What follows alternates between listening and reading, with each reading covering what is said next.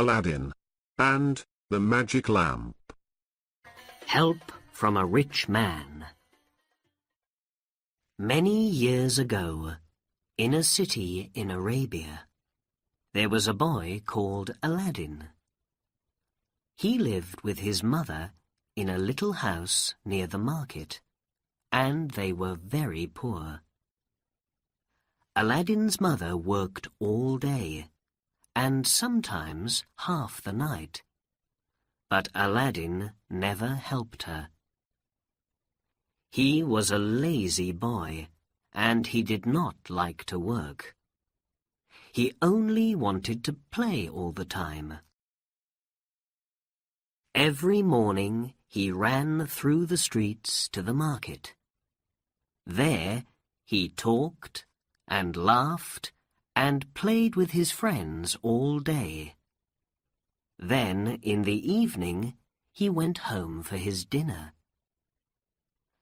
And every night his mother said to him, "Oh, Aladdin, Aladdin, you are a lazy boy, a good-for-nothing. When are you going to do some work, my son?" But Aladdin never listened to his mother. One day, in the market, there was an old man in a long black coat. Aladdin did not see him, but the old man watched Aladdin very carefully.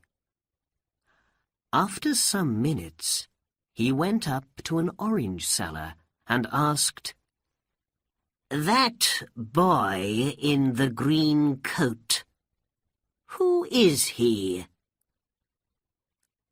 "Aladdin, son of Mustafa," was the answer. The old man moved away. "Yes," he said quietly, "yes, that is the boy. The right name and the right father." Then he called out to Aladdin, "Boy, come here for a minute. Is your name Aladdin? Aladdin, son of Mustafa?" Aladdin left his friends and came to the old man.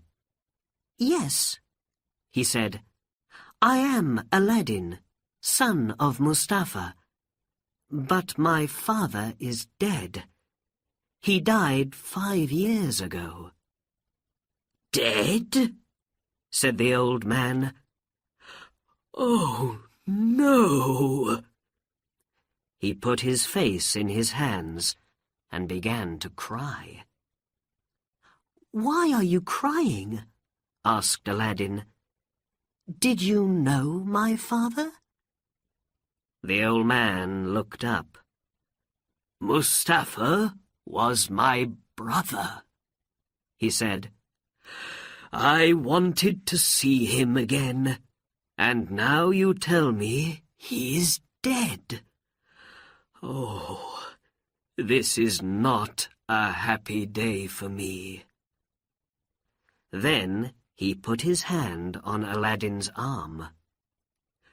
"But here is my brother's son, and I can see Mustafa in your face, my boy. Aladdin, I am your uncle, Abanazar." "My uncle?" said Aladdin. He was very surprised. "Did my father have a brother? I didn't know that." "I went away before you were born, my boy," said the old man. "Look." He took 10 pieces of gold out of his bag and put them into Aladdin's hands. "Go home to your mother and give this money to her. Tell her about me, and say this: Her husband's brother wants to meet her, and he is going to visit her tomorrow. 10 pieces of gold is a lot of money, and Aladdin was very happy. He ran home quickly and gave the gold to his mother. At first, she was afraid. "Where did you get this, Aladdin? Did you find it? It isn't our money. You must give it back." "But it is our money, Mother," said Aladdin. "My uncle, my father's brother, gave the money to us. Uncle Abanazar is coming to visit us tomorrow." "Who? You don't have an Uncle Abanazar." "But he knows my name, and my father's name," Aladdin said, "and he gave 10 pieces of gold to me. He's very nice. You must make a good dinner for him." The next day, Abanazar arrived at Aladdin's house. "My sister," he said, and smiled. "My dead brother's wife. I am happy to find you and Aladdin." "Sit down, Abanazar. We're happy to see you in our poor home," Aladdin's mother said. She put meat, rice, and fruit on the table. "But I don't understand. Why did my husband never speak about you?" "I'm sorry, my sister. When we were young, my brother and I were not friends for many years. Then I went away to a far country. I am an old man now, and wanted to see my brother again and take his hand. But he is dead, and I cannot speak to him or say old man's goodbye to him now." Abanazar had tears in his eyes, and Aladdin's mother began to cry too. "But I am home again now," the old man said, "and I can help my brother's wife and his son, because I am a rich man." He looked at Aladdin. "Aladdin, my boy, what work do you do?" Aladdin did not answer, and his face was red.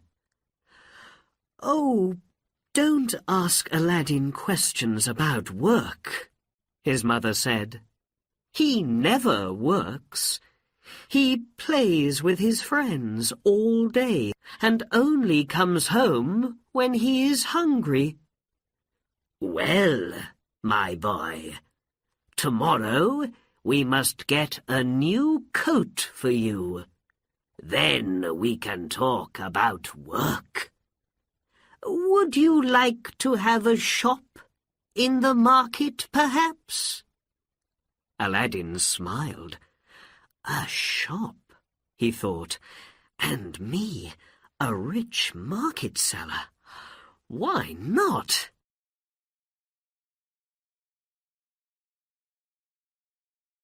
A walk to nowhere. Early the next morning, Abanazar arrived at Aladdin's house, and then he and Aladdin walked to the market. "First of all, we must look at coats," Abanazar said.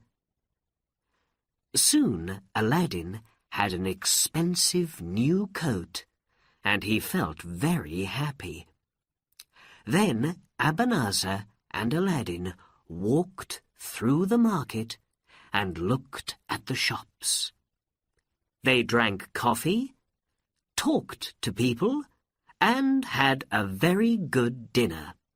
It was a wonderful day for Aladdin. On Friday, when the market was closed, Abanazar took Aladdin to the beautiful gardens in the city. They walked under the trees and talked about a shop for Aladdin. "You are very good to me, Uncle," Aladdin said. Abanazar smiled. "But of course," he said, "you are my brother's son. Now, let us leave the city and go up into the hills.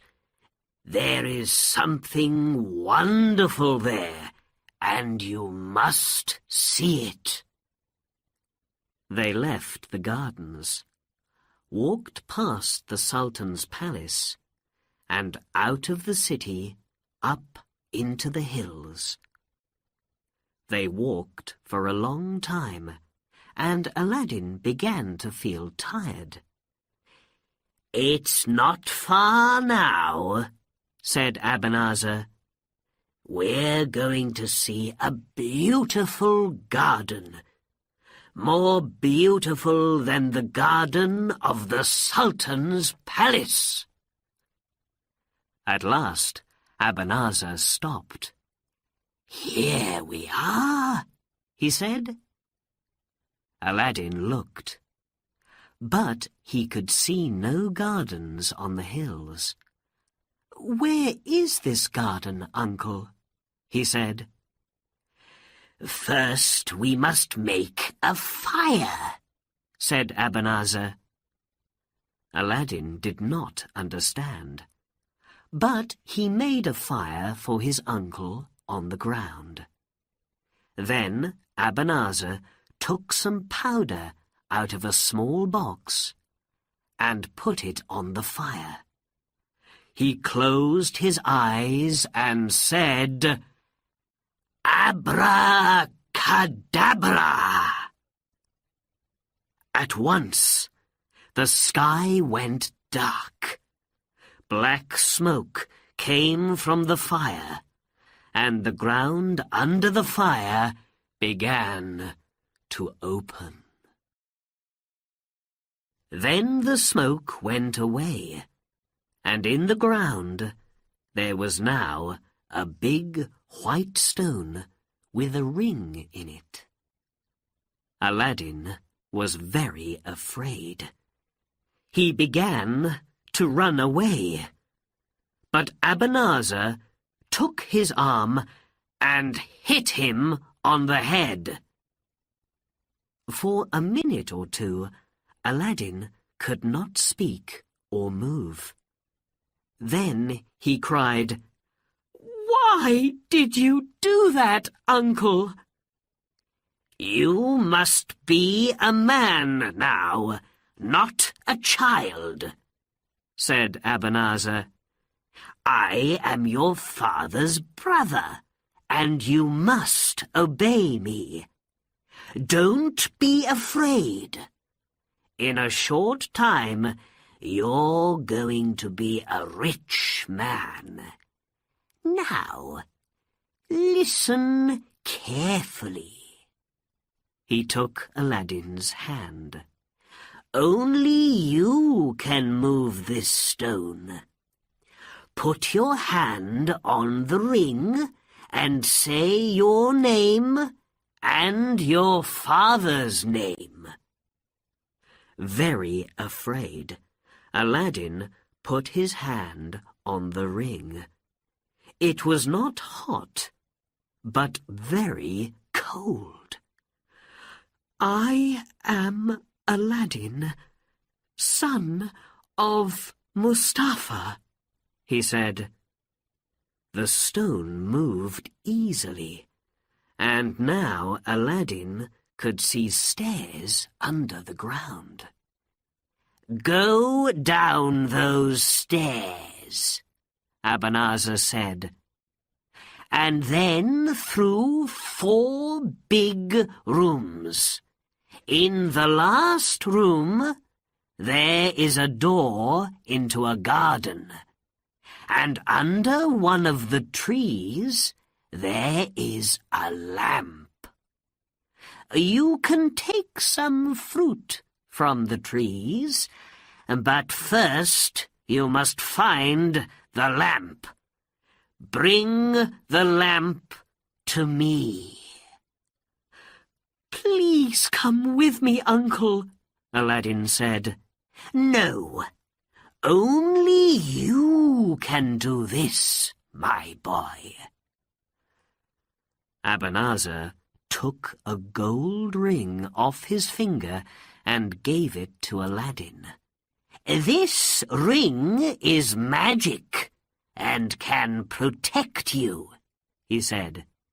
"Be careful and bring me the lamp quickly."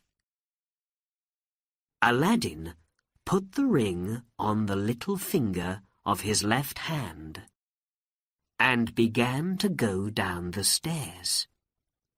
It was dark, and he was afraid, but he was more afraid of Abanazar. And Aladdin was right to be afraid, because Abanazar was not his uncle. He was a magician from Morocco, and he wanted this lamp very much. It was a magic lamp, and only a poor boy from the city could get it for him, a boy called Aladdin. Aladdin went down 100 stairs and into the first room.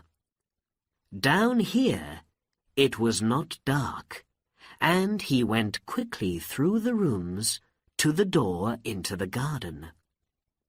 There were trees in the garden, with beautiful fruit of different colors, white, red, green, and yellow. He soon found the lamp under one of the trees. "Why does my uncle want this dirty old lamp?" he thought.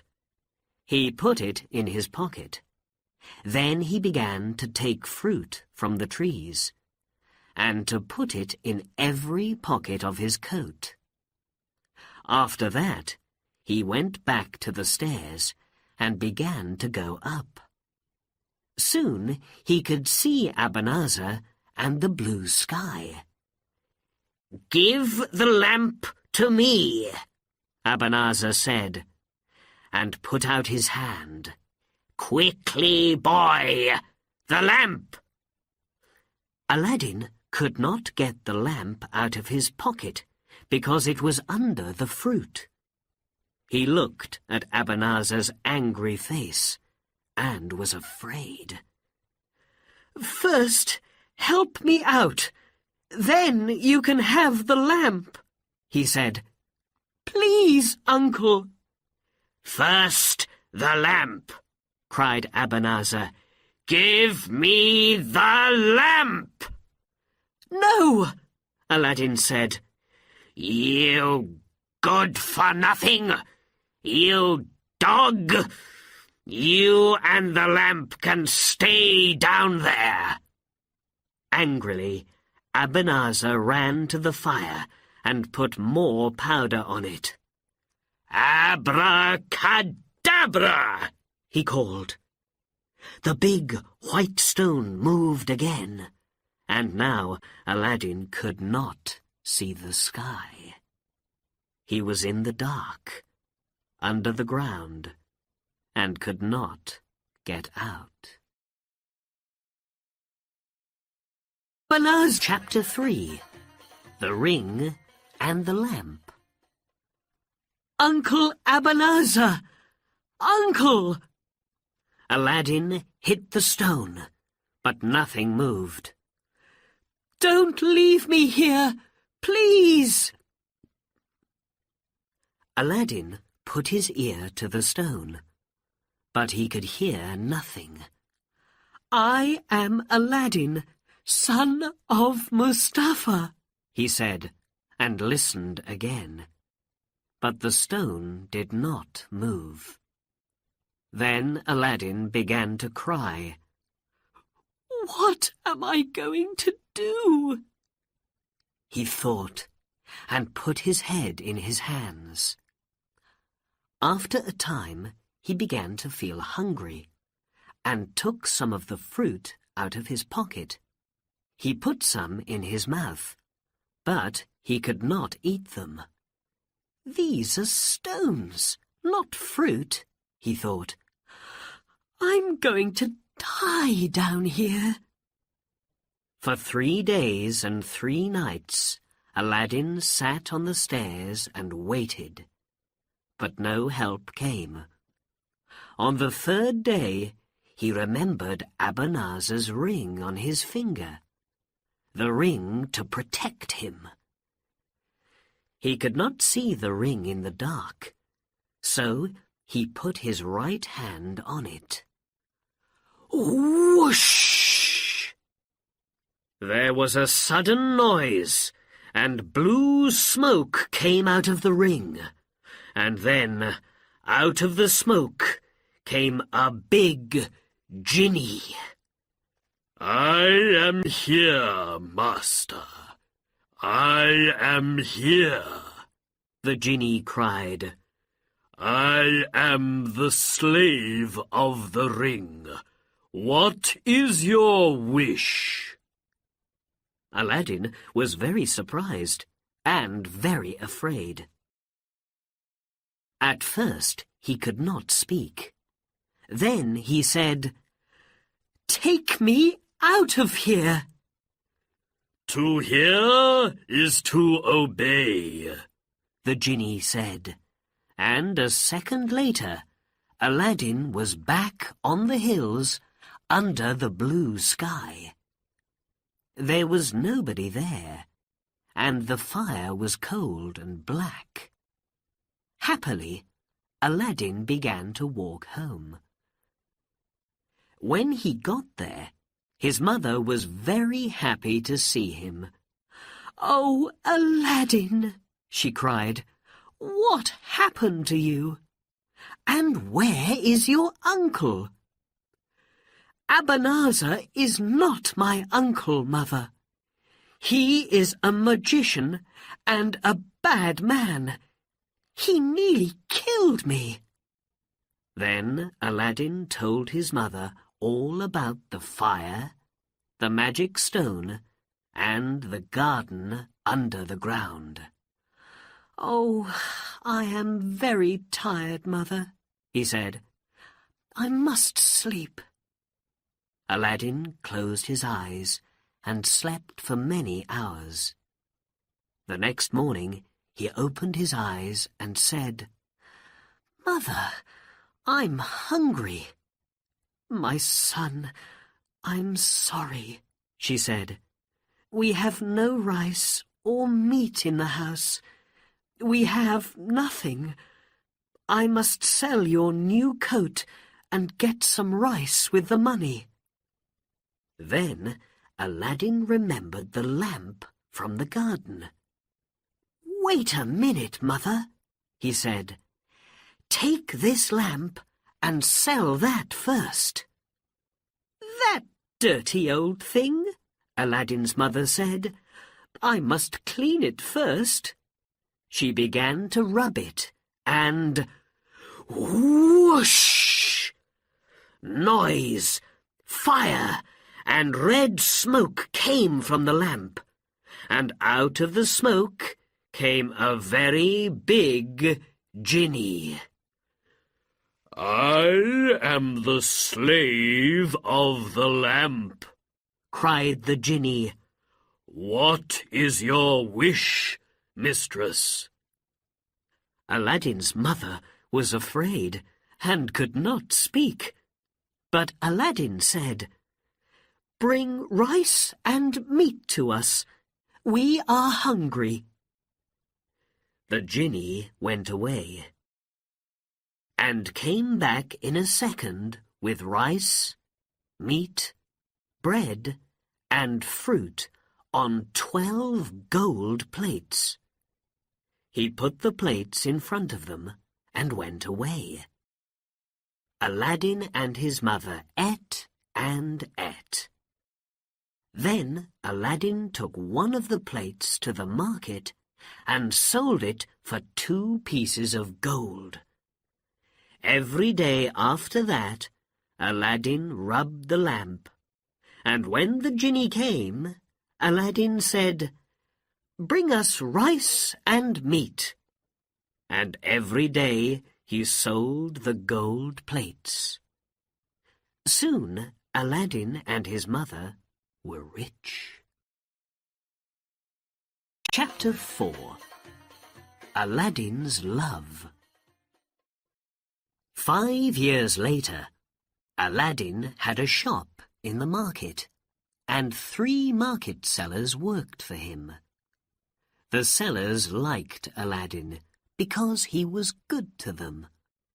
The market children liked Aladdin too, because he gave them money when he walked past. Everybody liked Aladdin. Aladdin's mother never called her son a good-for-nothing now. They had a nice house near the gardens, and she had many beautiful things. But only Aladdin and his mother knew about the magic lamp and the Jinni. One day, Aladdin heard a noise in the street and stopped to listen. "The Sultan's daughter is coming," he heard. "Princess Badur al-Budur is coming." 6 slaves carried the princess through the streets in a litter, and the people stopped to watch. "Princess! Princess Badur al-Budur!" they called. Aladdin watched when the litter came past him, and he saw the princess's face. She was beautiful, with big, dark eyes, the most beautiful woman in Arabia. The litter went past Aladdin, but for some minutes he did not move. Then he ran home. "Mother! Mother! I saw the Sultan's daughter, Princess Badur al-Budur, in the street." Aladdin's face was white. "I must have the princess for my wife." "But Aladdin," his mother began. "No buts, Mother. I love the princess, and I want to marry her. Go to the Sultan and ask for me." "Me? Go to the Sultan's palace? Oh, no, no, no," Aladdin's mother said. "Listen, my son. The daughters of a sultan do not marry poor boys from the city. But we are not poor now, Mother, and we can give the sultan something for his daughter. Wait." Aladdin went away and got the fruit from the magic garden under the ground. Now, of course, he knew it was not fruit, but white, red, green, and yellow jewels. "Take these jewels, Mother, on a gold plate," he said, "and give them to the Sultan." So the next day, Aladdin's mother carried a gold plate with many beautiful jewels on it to the Sultan's palace. She went into a long room, but when she saw the Sultan, his vizier, and all his slaves, she was very afraid. So she waited quietly in the room and spoke to nobody. In the evening, she went back home again with the jewels. Aladdin was very angry with her. "Mother, you must speak to the Sultan," he said. "I have no father to do this for me. You must help me. I must marry the princess. I love her." So the next day, and for many days after that, Aladdin's mother went to the palace, but she was always afraid to speak. In the end, the Sultan saw her and asked his vizier, "Who is that woman? Why does she come to the palace every day?" The vizier spoke to Aladdin's mother. "Do you want to speak to the Sultan? Yes? Come with me." The vizier took Aladdin's mother to the Sultan, and she put her head on the ground at his feet. "Get up, woman. Why do you come here every day?" the Sultan asked. "Speak, woman." "Your Majesty," Aladdin's mother said quietly, "I have a son, a good young man. He is called Aladdin. He loves your daughter, Princess Badur al-Budur. He cannot sleep or eat because of her.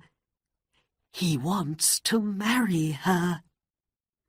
The Sultan laughed. "What? Marry my daughter? Your son?" "Your Majesty, these jewels are for you, from my son, Aladdin." And Aladdin's mother put the gold plate with the jewels in front of the Sultan's feet. Everybody looked at the jewels, and the long room was suddenly very quiet. Then the Sultan spoke. "These are very beautiful jewels," he said. "No man in Arabia has jewels more wonderful than these. Your son is a rich man, a good husband for my daughter." The vizier did not like to hear this, because he wanted the princess to marry his son. "Your Majesty," he said quietly in the Sultan's ear, "my son is a rich man too. Give him 3 months, and he can find better jewels than these." "Very well," said the Sultan, and to Aladdin's mother he said, "Your son must wait for 3 months, and then perhaps he can marry my daughter." Aladdin's mother went home to tell Aladdin, and the vizier went away to speak to his son. And every day, for 2 months, the vizier's son came to the Sultan and gave him gold and jewels and many beautiful things. For 2 months Aladdin waited happily. But one day his mother came home from the market and said, "Oh, Aladdin, Aladdin, the princess is going to marry the vizier's son. I heard it in the market. Everybody's talking about it." When Aladdin heard this, he was very unhappy. "What can I do?" he thought. He put his head in his hands and thought for a long time. And when night came, he took out the magic lamp and rubbed it. Whoosh! "What is your wish, master?" said the genie of the lamp. "Bring Princess Badur al-Budur to me," said Aladdin. "To hear is to obey." In a second, the genie was back with the princess asleep in his arms. He put her carefully on a bed, and then the princess opened her eyes and saw Aladdin. "Who are you?" she asked, afraid. Aladdin took her hand and looked into her eyes. "My name is Aladdin, and I love you," he answered. "I cannot live without you, and I want to marry you." Badur al-Budur saw the love in his eyes and smiled. She closed her eyes again. Then the genie carried her back to the Sultan's palace.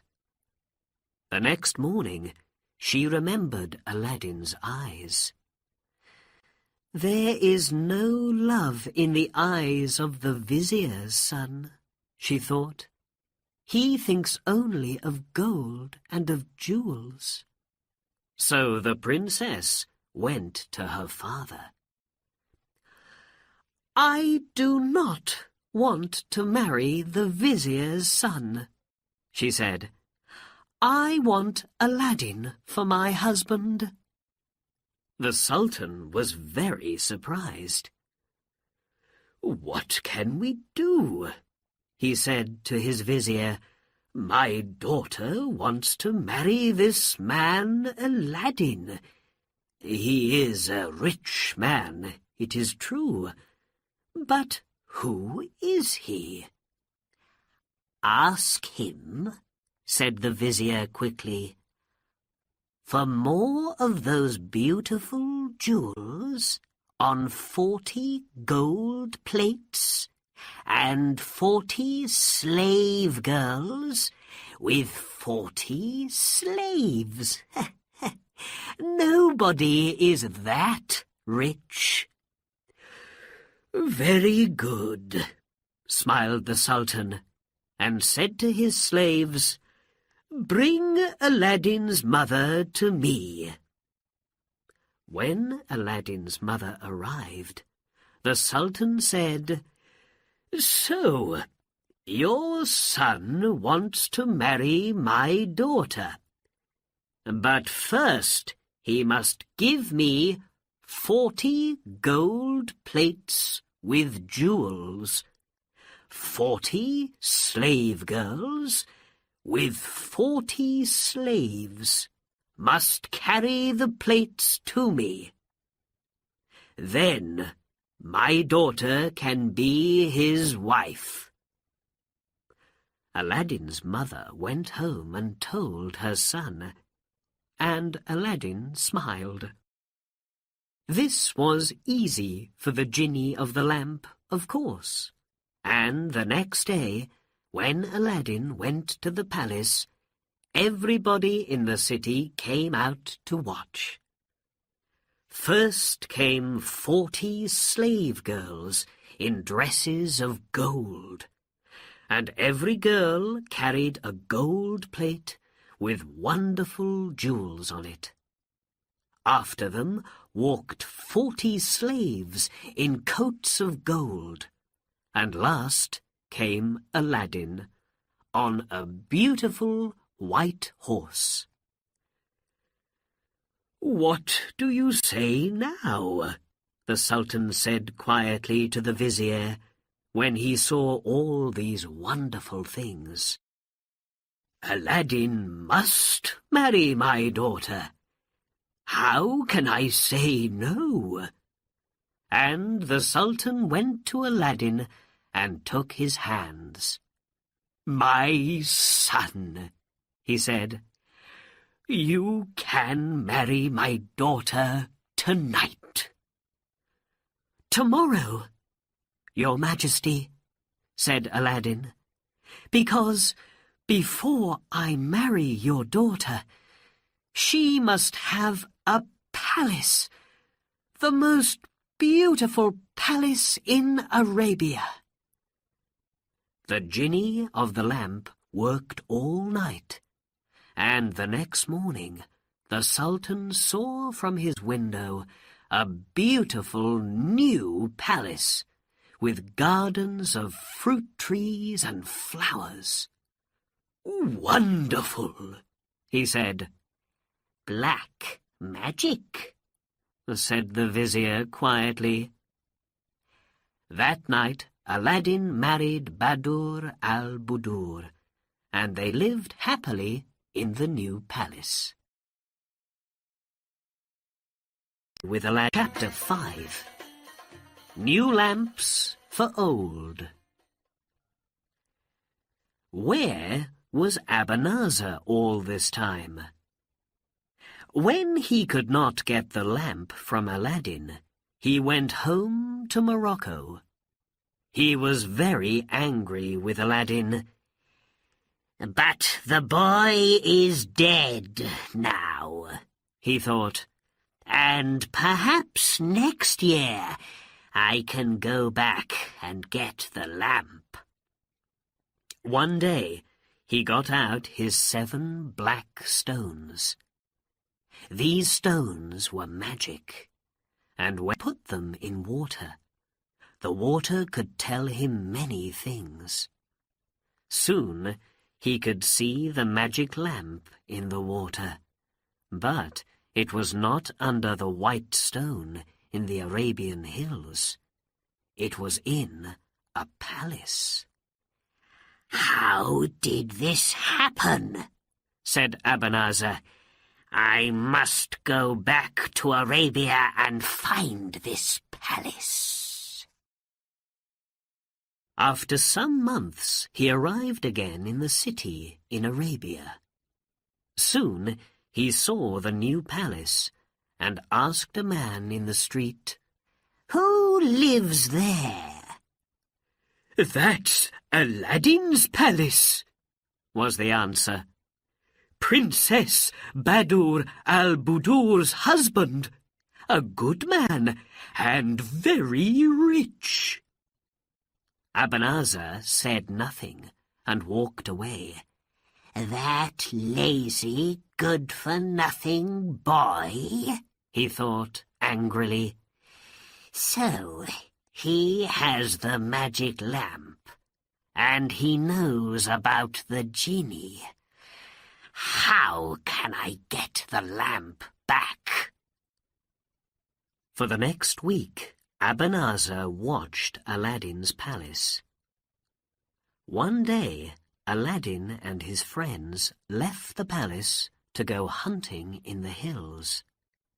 "Good," Abanazar thought. "Now I can get the lamp." After Aladdin left, Princess Badur al-Budur went into the palace gardens. She sat under a tree and looked at the flowers. Then she heard a noise in the street and called her slave girl Fawzia. "What's the matter? Who's making that noise?" she asked. "Fawzia, go and look in the street." When Fawzia came back, she had a smile on her face. "Mistress," she said, "the children in the street are laughing at an old man. He's selling lamps, but not for money. "New lamps for old," he cries. "Give me an old lamp, and you can have a new lamp. So everybody's getting new lamps." Badur al-Budur laughed. "Do we have an old lamp for him?" "Yes, my husband's old lamp. Go and get it." The princess knew nothing about the lamp or its magic. Fawzia went into the palace and came back with Aladdin's lamp. "Here it is, mistress," she said. "Go and give it to the old man," the princess laughed. "Aladdin can have a nice new lamp." Fawzia went out into the street with the lamp. "New lamps for old?" the old man called, and the children behind him laughed and called, "New lamps for old!" The old man, it was Abanazar, of course, saw the lamp in Fawzia's hands and knew it at once, because of the picture in the water of his magic stones. He took the old lamp, gave a new lamp to Fawzia, and then quickly walked away. He walked out of the city into the hills. Then he took out the lamp and rubbed it. Whoosh! At once the genie of the lamp came to him. "I am here, master," he said. "What is your wish?" "Carry Aladdin's palace, the princess, and me back to Morocco at once," Abanazar said. "The Sultan can kill Aladdin for me." "To hear is to obey." In a second, Abanazar, the palace, the gardens, and the princess were in Morocco, and in front of the Sultan's palace there was now only a little red smoke. Chapter 6.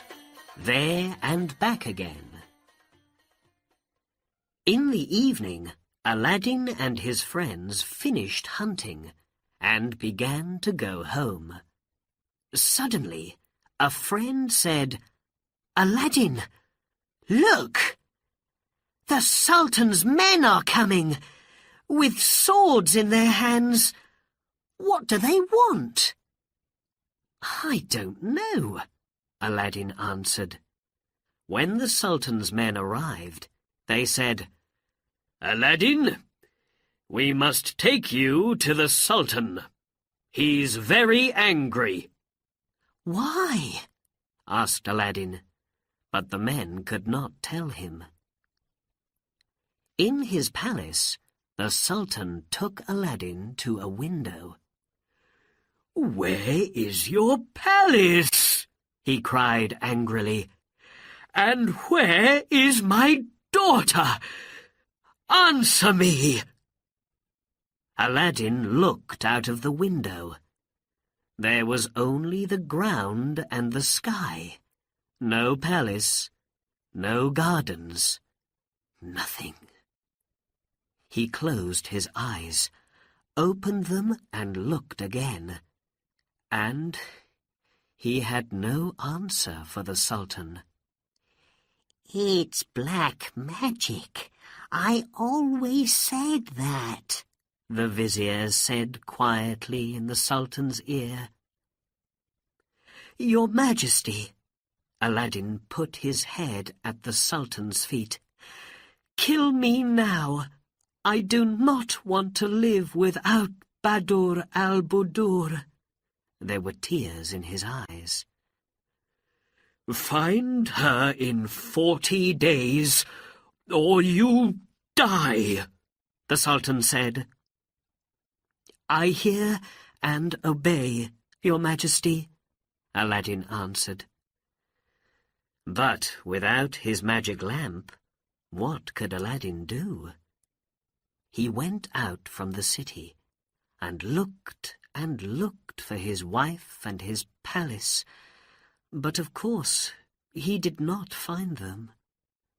After 37 days, he sat by a river and cried, "Oh, Badur al-Budur, my love, where are you?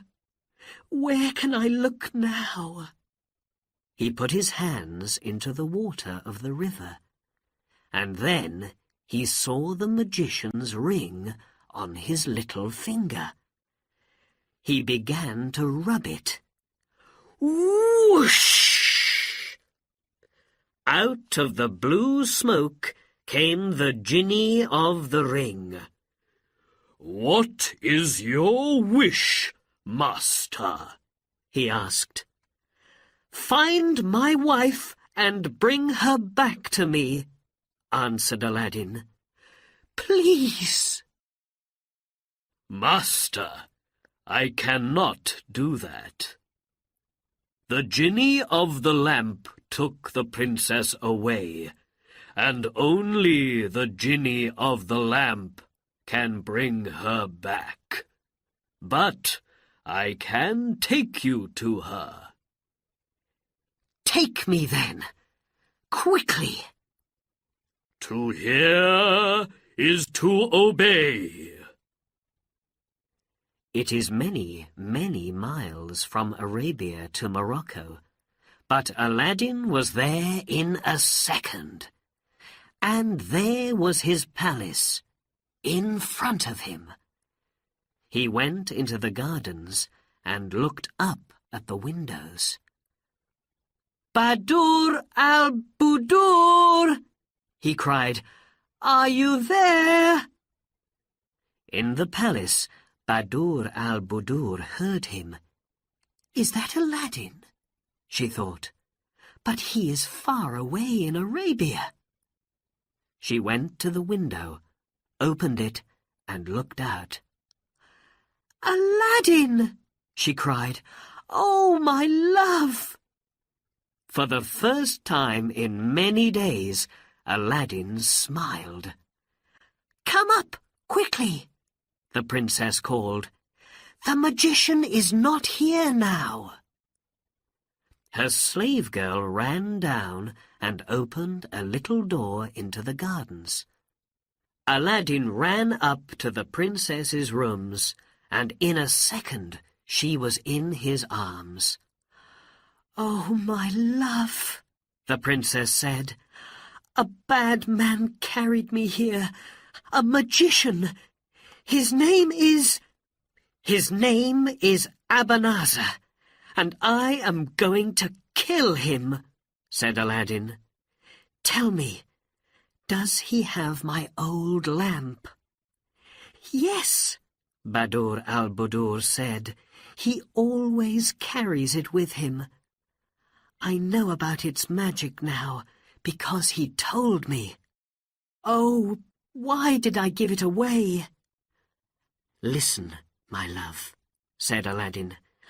"I'm going to give you some sleeping powder. When he comes here again, you must give him a drink and put the powder in it. When he is asleep, I can kill him. Don't be afraid. I'm going to take you home very soon. Now for some good magic." He began to rub his ring. Whoosh! "What is your wish, master?" said the genie of the ring. "Bring me some sleeping powder," said Aladdin. "To hear is to obey." In a second, the genie was back with some sleeping powder. Then Aladdin and the princess waited for Abanazar. In the evening, they heard him on the stairs. "Don't be afraid," Aladdin said quietly to his wife. "I am in the next room and can be with you in a second." He went quickly into the next room and stood behind the door. Abanazar opened the door of Badur al-Budur's room and came in. He smiled. "You are more beautiful every day, Badur al-Budur," he said. "Your husband, that good-for-nothing Aladdin, is dead now. You must marry me. You can have gold, jewels, palaces, anything.